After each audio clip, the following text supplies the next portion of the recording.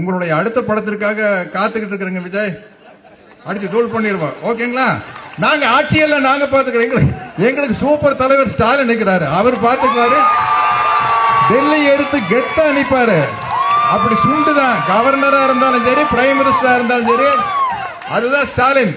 அதனால நாங்க இதை பாத்துக்கிறோம். நல்ல நல்ல படம் கொடுங்க. எனக்கு ரொம்ப பிடிங்க.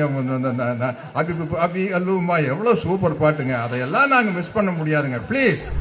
அதனால இனிமே நம்மளுக்கு பாதுகாப்பு ஒரே ஒரு உதயசூரியன் தான். அதனால நீங்க இலைக்கு போட்டாலும் தாமரைக்கு தான் போகும்.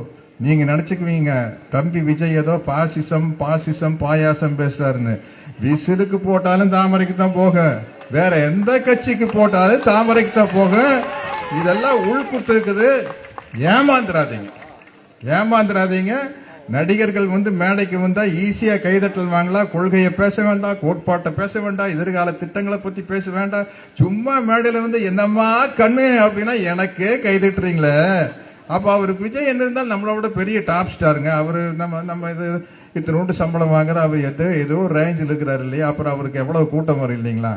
அது என்ன பிரச்சனைன்னா உங்களுக்கு சினிமா பத்தி தெரியாது. நாங்க சில சமயத்தில் ஒரு படம் போய் ஒரு கிராமத்துல 2 மாசம் எடுப்போம். முதல் நாள் இந்த மாதிரி தும்முன்னு கூட்டம் அப்படிம்பாங்க. அடுத்த நாள் பார்த்தா இதுல பாதி ஆயிரு, அப்புறம் பார்த்தா கால்வாசி ஆயிரு, அப்புறம் பார்த்தா 10 பேரும் கூட இருக்க மாட்டாங்க. நீங்க டெய்லி போய் பாருங்க. இல்ல அமைதி படை ஷூட்டிங் பொள்ளாச்சியில் எடுக்கல 2 மாசங்க.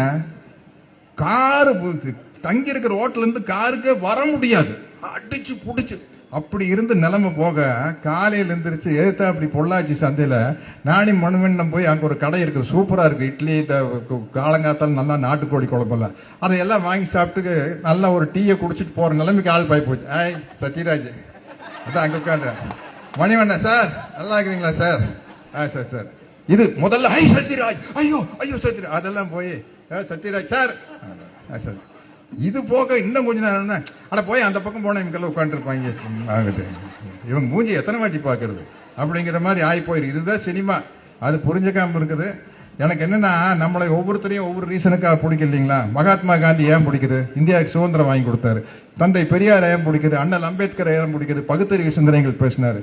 தம்பி விஜய் ஏன் பிடிக்குது? அவர் சூப்பரா நடிக்கிறாரு, சூப்பரா டான்ஸ் ஆடுறாரு, சூப்பரா ஃபைட் பண்றாரு, அழகா இருக்கிறாரு. அப்ப நம்ம எல்லாம் என்ன பண்ணோம்?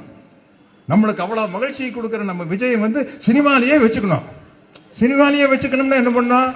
நாம சந்தோஷமா இருக்கிறதுக்காக அவர் சினிமாக்கு அனுப்பிச்சிடணும். இல்ல அவர் போயிருவார். அதுக்கு தான் ஏதோ ஏற்பாடெல்லாம் நடந்துட்டு இருந்தா மறுபடியும்